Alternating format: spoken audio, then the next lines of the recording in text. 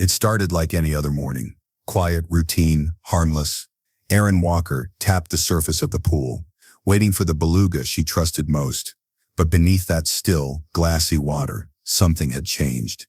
She couldn't see it, not yet, and in the days ahead, that change would pull her into a nightmare she could never forget. The Vancouver Aquarium was silent. No children pressed against the glass. No echoes of laughter. Only the hum of the filtration system.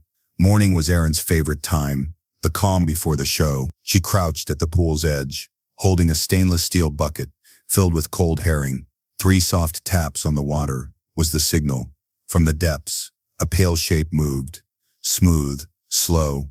Then she surfaced. Nala, the star of the aquarium, the gentle one. "There you are, sweetheart," Erin whispered, smiling. "Hungry?" Nala floated close, her round white head gleaming under the soft lights. Her dark eyes locked on Erin. A low whistle slipped from her throat, almost like a greeting. "Good girl," Erin said softly. "Let's start easy today, okay?" She tossed the first fish. Nala snapped it up, effortlessly, sending tiny ripples across the surface. Erin laughed lightly. For Erin, these moments were more than work. They were her dream. She had grown up on the rocky shores of Nova Scotia, staring at the Atlantic, promising herself that one day she'd work with whales. Now she did. And Nala, she wasn't just an animal. She was family. "You're still my favorite," Erin said, leaning close. Nala tilted her head slightly, pressing her rostrum gently against the pool wall. "You want the whistle cue? All right, let's go." Erin blew the sharp signal. Nala dove gracefully, disappearing into the blue, then surfaced on the far side perfectly on command. "Perfect." Erin clapped. "You still remember every move." Fellow trainer walked past, glancing at the pool. "She's in a good mood today," he remarked. "Yeah," Erin replied, though her eyes stayed on the whale. "She's been a little distracted lately, but today feels calm." She hesitated on that last word. Calm, because there was something different. Just small things. The way Nala paused before taking the fish. The way her whistle sounded softer, stranger. But Erin pushed the thought aside. She reached for another fish. "Here you go, girl. Extra treat today." Nala surfaced again, slower this time. Her eyes held Erin's gaze a little too long. "What's on your mind?" Erin murmured. Another whistle, low and uneven. It made Erin tilt her head. "You're talking to me, aren't you?" she whispered. But there was only the quiet hum of water moving through the filter. Erin straightened up, brushing her hair back. "Okay, last round and we're done for today." She blew the whistle. Nala responded, smooth and obedient. Everything looked normal, safe. But Erin didn't notice how the whale lingered just a moment longer than usual, circling before she obeyed. She didn't see the flicker in Nala's behavior. She just smiled. "Good girl. We'll see you tomorrow." The whale dipped below the surface, vanishing into the stillness again. Everything felt routine, familiar, but routine can lie, because under that calm water, something was shifting, something no one wanted to see. And soon, this quiet morning would become the memory Erin wished she could return to, the last moment before the bond she trusted would break. The next morning felt the same. Quiet, routine, but Erin couldn't shake a small feeling from the day before. She walked out to the beluga pool, bucket in hand, and tapped the water 3 times, just like always. Nala surfaced, slow, almost too slow. "Morning, sweetheart," Erin said, crouching at the edge. "Let's get started." She tossed a fish. Normally Nala snapped it up immediately, but this time, the whale hesitated, letting it float for a few seconds before finally eating. Erin frowned. "You're not usually shy about food. You okay?" The whale K, a low, short whistle. Not the soft, friendly sound Erin was used to. It was sharper. Erin glanced back at the trainer passing by. "Did you hear that?" He shrugged. "She's probably bored. Try giving her the toy later. She just needs variety." Erin nodded, but inside, it didn't feel that simple. They moved on with the routine. Hand signal, dive, surface, signal, feed. But Nala kept pausing between each step. Small delays, subtle, but they were there. When Erin blew the whistle for a spin, Nala slapped the water with her tail hard. The splash hit Erin's face. She blinked. "Hey, what was that for?" Another trainer, Mia, laughed from across the deck. "She's just being cheeky. You know how playful she gets. Erin forced a smile, but her mind replayed the motion. It hadn't felt playful. It felt frustrated. Okay, girl, Erin said softly. Let's try again. Nala circled once and returned, slower than before. Erin rewarded her with a fish, but kept watching those eyes. They were the same dark, glassy orbs she'd seen 100 times. But now, something in them felt different. Later that afternoon, Erin reviewed the logs. Hesitation during feeding. Minor tail slap. She stared at the words on the paper. It didn't sound like much. Not enough to raise alarms. The next day, it happened again. Nala surfaced when called, but when Erin reached out with the fish, the whale stayed just out of reach, staring. Come on, girl. Don't make me beg, Erin said, half laughing. Finally, Nala approached, but instead of eating, she pressed her rostrum firmly against the tank wall and stayed there, unmoving. Mia walked up behind Erin. She's moody lately, huh? Yeah, Erin said quietly. Have you noticed her vocalizations? They sound different. She's just young. Maybe she needs a new enrichment schedule. It's nothing. Nothing. That was the word everyone used. But Erin felt it. The way Nala's vocal sounds had grown louder, more uneven, almost frantic sometimes. She mentioned it again during the team meeting, pointing out the delays in response and the sudden tail slaps. The supervisor waved it off. She's in captivity. She gets restless, sometimes. Just add some new objects to her routine. No one wanted to see it as a warning. So Erin stayed quiet. But each morning, the signs grew clearer. There was the day Nala refused her favorite treat entirely, swimming to the far end of the pool and staying there, head down. The day she ignored the hand signal for the first time, and the day she let out a long, piercing whistle that echoed through the enclosure, making Erin's skin crawl. You're trying to tell me something, aren't you? Erin whispered one afternoon, crouched at the water's edge. Nala surfaced slowly, eyes fixed on hers. No whistle this time, just silence. Erin reached out, fingertips brushing the water. I wish I knew what you needed. For a long moment, the whale didn't move. Then, without warning, she flicked her tail hard against the pool's wall, the sound cracking like a whip. Erin jumped back. Whoa. Mia looked over. She's just playing. But Erin knew play when she saw it. This wasn't it. Later that evening, she wrote another quiet note in her personal journal. Something isn't right. She's pulling away. It's like she's waiting. But still she didn't push harder. She told herself she was imagining it, that everyone else was right, that Nala was just restless. So the days went on, and with each session, the tiny cracks in their routine grew wider. The bond Erin thought was unbreakable wasn't as stable as she believed. Erin sat in the break room that night, staring at the journal in her hands. The words she'd written earlier echoed in her mind. She's pulling away.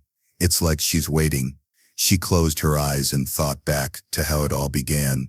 Before the warnings, before She was 8 years old the first time she saw a whale, standing on the rocky shore of Nova Scotia. She'd watched a pod of belugas glide through the freezing Atlantic. Her father had lifted her up and whispered, "See that? They travel together, like a family." From that moment, Erin was obsessed. She'd spend hours collecting books, tracing whale shapes in her notebooks. While other kids dreamed of being astronauts or pop stars, she dreamed of working with marine life. Years later, she studied marine biology at Dalhousie University, spending long nights in labs and long summers on research boats. Her professors told her she had a gift, an instinct for reading animal behavior. When she finally got the call from Vancouver Aquarium offering her a position, she cried. "I made it," she told her mom on the phone. "I'm finally where I'm supposed to be." And it was here, on her first week, that she met Nala. The young female beluga had been born behind glass walls, never knowing the taste of saltwater currents or the vastness of the ocean. But she was beautiful, bright white skin, curious eyes that seemed almost human. From the start, there was something different about her. "She's quick to learn," Erin's supervisor had said. "She likes engagement. You'll like her." Erin did more than like her. She felt a connection. In those early months, Nala would mimic her hand gestures like it was a game. She'd blow streams of bubbles whenever Erin crouched by the pool, almost like laughter. Sometimes when the training sessions were done and the other trainers had left, Erin would stay, sitting quietly by the water. "You're amazing, you know that," she would whisper, and Nala would surface slowly, resting her head near Erin's hand, as if listening. It felt like trust. "People don't understand you the way I do," Erin told her one night after hours. "But I get it. I get you." Nala would whistle softly in response, and Erin would smile, convinced it was their own private language. But the truth, the part Erin didn't want to see, was that those moments were only temporary escapes from Nala's reality. The whale lived in a concrete tank. Every day was the same: feeding, training, performing, over and over. No migration, no pod, no open sea, just signals, whistles, and reward. The trainers called it enrichment, but to a creature built for endless ocean, it was a cage. And slowly that cage had been wearing Nala down. Erin noticed little things but didn't connect them. The way Nala sometimes pressed her rostrum against the wall for long stretches, the way her vocalizations turned sharper, the hesitation before obeying a cue. "She's just bored," Mia would say. "They all get like that sometimes. Give her a new toy." And Erin nodded. She wanted to believe it. She wanted to believe the bond they shared was enough, because she loved Nala. She really did. "Do you know how much I care about you?" Erin asked softly one afternoon, crouched at the water's edge. The beluga surfaced, eyes fixed on her. "You trust me, right? I'd never hurt you." Nala gave a short, low whistle. Erin smiled faintly. "See? You understand." But did she? Because the truth Erin avoided was simple. Nala wasn't choosing this life. She was surviving it. Every session, every repetitive routine, those weren't acts of joy. They were compliance. And compliance isn't trust. It's surrender. Erin didn't want to think about that. She held on to the moments of connection, believing they meant more than they did, believing love was enough to bridge the gap between captivity and freedom. But the cracks were growing. Erin could feel it. She just didn't want to admit it. She closed her journal and sighed, glancing toward the darkened pool beyond the glass. Nala was somewhere in there, silent and still. "Tomorrow will be better," Erin whispered to herself. But tomorrow wouldn't be better. Tomorrow would be the day everything shifted. The morning began like all the others. Erin walked to the Beluga pool, her steps echoing faintly in the empty aquarium. The sun hadn't fully risen, and soft gray light filtered through the glass ceiling. She set the bucket of fish down beside her and tapped the water 3 times. "Morning, girl," Erin said gently. "Let's start easy today." From the depths, a pale shape moved, gliding upward with that familiar grace. Nala surfaced calmly, her dark eyes locking onto Erin. "There you are," Erin whispered. "Hungry?" She tossed the first fish. Nala hesitated for a second, then swallowed it. Erin smiled faintly, brushing off the pause. "Good girl," she said. "We'll do a quick session. You'll like this." She blew the whistle, signaling a simple dive and spin route. Nala dipped below the surface and returned, but slower than usual. Her movements felt heavier. Erin crouched lower. "You okay today? You seem a little tired." Nala floated closer, silent. Her face almost touched the edge of the pool. "You're fine," Erin whispered, more to herself than the whale. "You trust me, don't you?" She reached out her hand, and that was the moment everything changed. Without warning, Nala lunged. It wasn't a playful nudge or a splash. It was fast, deliberate. In an instant, Erin felt a sudden force clamp around her forearm. "Wait," she gasped. But the word was cut short as the whale yanked her into the water. Cold, blinding cold. The world flipped upside down. Her ears filled with the roar of water. Her vision blurred into swirling blue. She couldn't breathe. Panic gripped her chest like a vice. Nala twisted, dragging her deeper with terrifying strength. Erin's shoulders slammed hard against the concrete wall of the tank. Pain shot through her arm. "No," she tried to scream, but only bubbles escaped. She kicked, trying to pull free, but Nala held on, turning her like a rag doll. The pressure built in her lungs. Her thoughts scattered. All she could feel was the immense power of the whale, unstoppable, unshakable. "This is it," flashed through her mind. "She's not letting go." Erin's body scraped the rough pool floor. Her arm burned. Her lungs screamed for air. Then suddenly, it stopped. Nala released her. For a brief, suspended second, Erin just floated, stunned. Then instinct kicked in.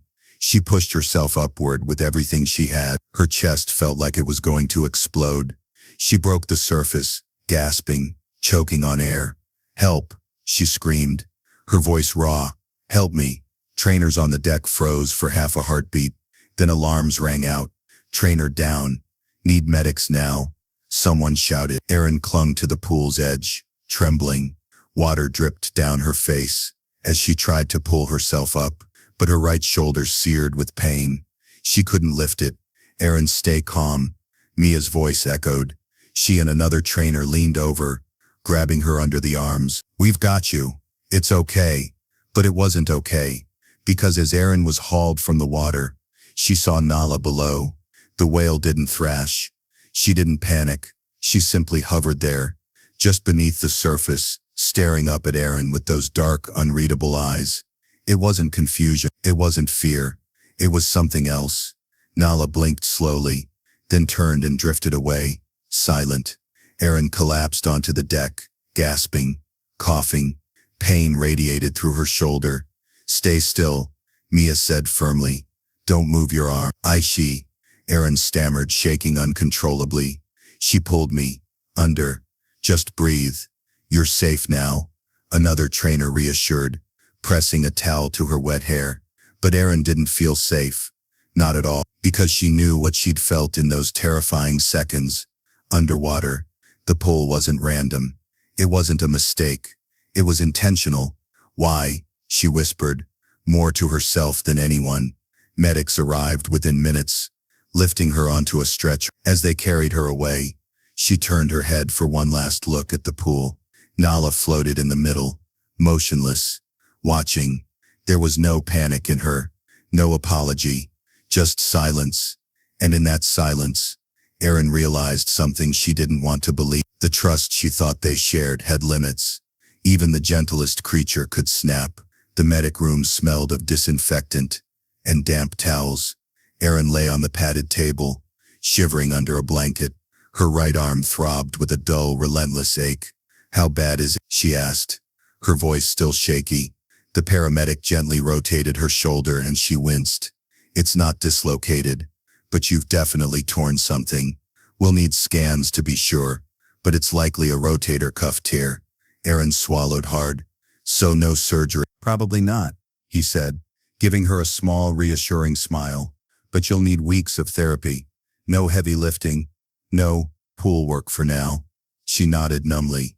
Mia stepped closer. "You're lucky, you know. It could have been worse." "Lucky," Erin repeated softly. The word felt strange, because it didn't feel like luck. It felt like a warning. Later that afternoon, after her shoulder was wrapped in a sling, management gathered the staff in the small briefing room. The supervisor cleared his throat. "So, about what happened this morning." Let's be clear, this wasn't aggression." Nala was likely confused. "A miscommunication during the session." Erin's head shot up. "Miscommunication. She dragged me under. That wasn't confusion." The supervisor gave a polite but firm look. "These things happen. Sometimes the animal misreads a cue. It's why we have safety protocols. We'll update her enrichment schedule and add another trainer to her sessions for now." Mia glanced at Erin, then back at the supervisor. "So, we're not filing an incident report." "There will be an internal note," he said, "but there's no need for a public statement. No guests were present, and Erin is fine. We don't want unnecessary concern." Erin opened her mouth to protest, then stopped. She saw it in their faces. The decision was already made. They wanted this to go away. After the meeting, Mia caught up with her in the hallway. "You okay?" "No," Erin whispered. "She didn't just pull me in. I felt it. There was intent." Mia hesitated. Maybe she's just restless. You know how they get sometimes." Erin shook her head. "No, it was different. It felt like she was trying to say something." Mia didn't answer. She just offered a soft pat on Erin's good shoulder before walking away. That night, Erin sat alone in the trainer's lounge. The aquarium was quiet. Through the glass walls, she could see the Beluga pool dimly lit.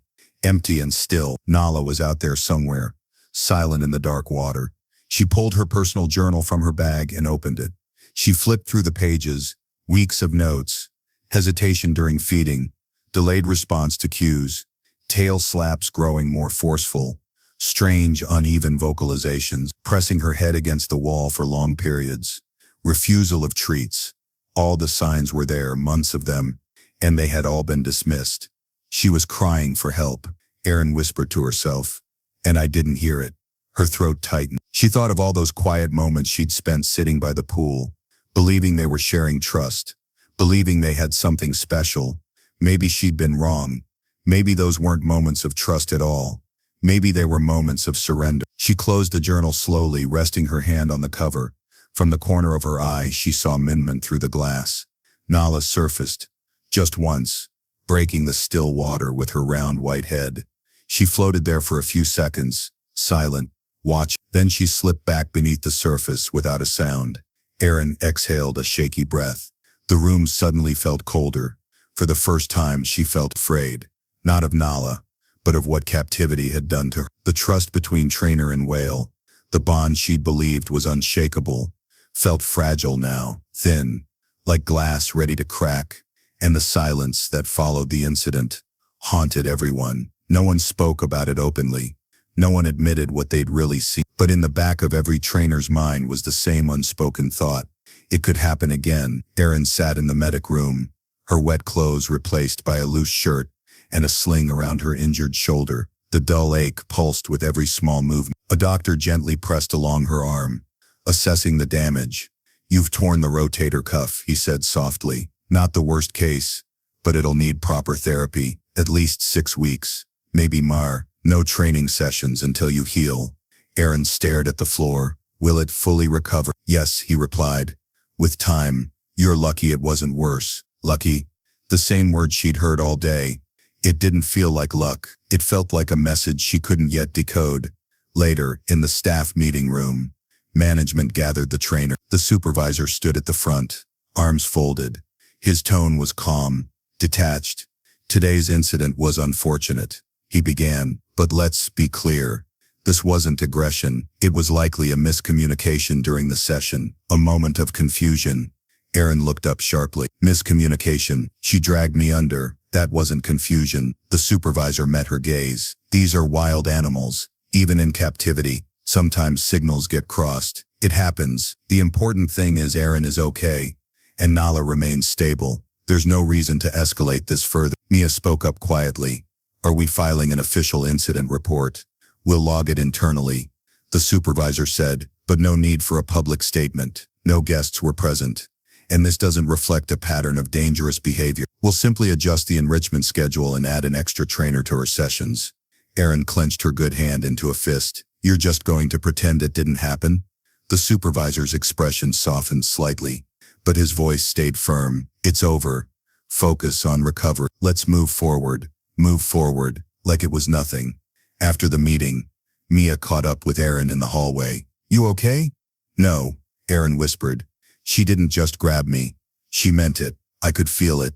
Maybe she was just bored, or overstimulated." Mia offered gently. "It doesn't mean she was trying to hurt you." Erin shook her head, her voice trembling.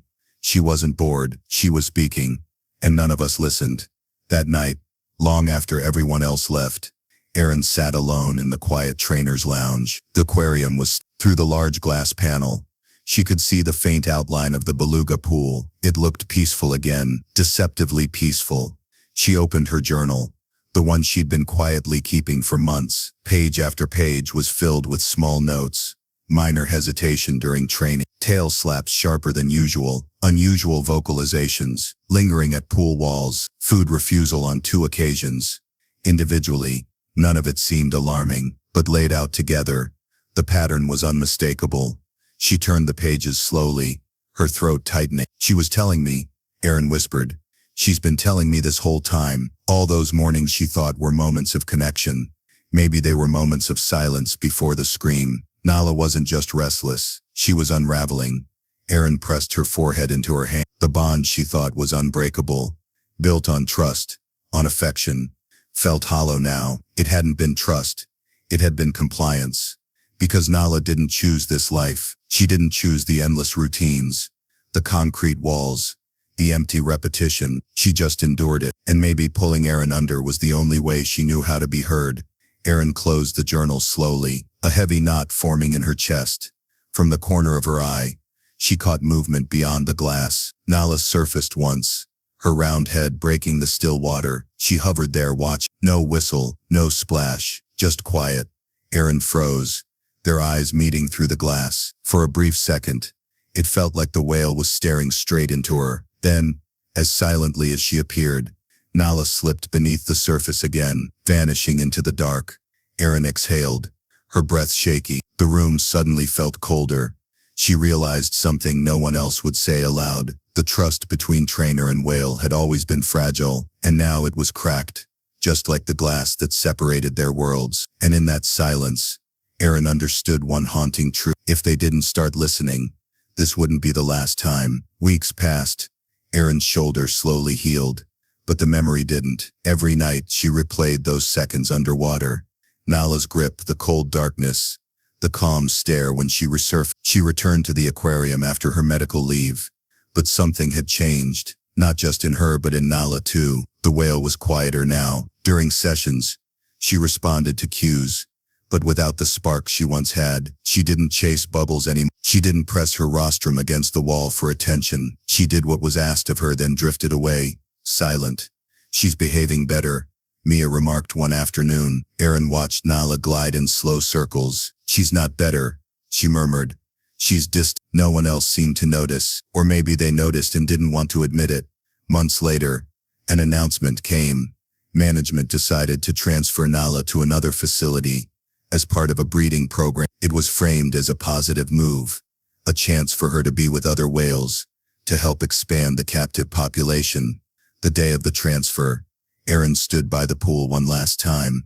"Hey girl," she whispered. "They're taking you somewhere new." Nala surfaced slowly, her dark eyes meeting Erin's. For a fleeting moment, it felt like the same quiet connection they used to share. "I'm sorry," Erin said softly. I hope it's better." The whale gave no sound, no movement. She just slipped beneath the surface, one final time, and then she was gone. After Nala's departure, the aquarium felt hollow. Erin tried to return to her routine, but the joy was gone. The sessions felt mechanical. The smiles for visitors felt forced. She started reading more about captivity, about how marine mammals develop stress behaviors, how they live shorter lives in tanks, how silence and compliance are often mistaken for contentment. It gnawed at her. She thought of the little girl she once was, standing on the shores of Nova Scotia, dreaming of working with whales to protect them. Somewhere along the way, that dream had twisted. Months later, Erin quietly resigned. There was no dramatic exit, no speech. She just turned in her badge, packed her journal, and left. She didn't go back to another aquarium. Instead, she moved to a small coastal town and began working with a marine welfare group. She didn't give interviews. She didn't seek attention. She just started speaking softly to schools and communities about what she'd seen, about the subtle ways captive animals cry out long before they break. Years passed. One day, Erin was asked to consult for a sanctuary project, a place where retired whales could live in ocean coves instead of concrete tanks. It was slow work, full of challenges, but it felt right. And yet, even as she moved on, Nala stayed with her. Sometimes, late at night, she'd dream of that last stare through the water. Not angry, not forgiving, just tired. She kept the old journal tucked away in a drawer, pages filled with tiny warning signs no one wanted to see. Sometimes she'd flip through it and whisper to herself, "You were trying to tell me, weren't you?" Nala was never heard from again. After her transfer, the reports said she adjusted well to the new facility, but Erin didn't believe it, because animals don't always break in obvious ways. Sometimes they just go silent, and silence isn't peace, it's surrender. Standing on the rocky shore one evening, Erin watched the wild ocean, real waves, real freedom. She thought about how different it was from the still, sterile water of a tank. For years she had believed love and training could bridge the gap between captivity and the wildness in an animal's soul. But she understood now, love wasn't enough. Because no matter how kind the trainer, no matter how gentle the sessions, captivity steals something that can't be replaced. Erin took a deep breath and let the sound of the ocean fill the quiet. Her voice was barely above a whisper as she spoke the question that haunted her still. When animals cry out in the only way they can, will we listen? Nala was just one whale in one tank. But her story isn't unique. Around the world, countless marine mammals live in silence. Their voices misunderstood or ignored until it's too late. Erin's experience wasn't just an accident.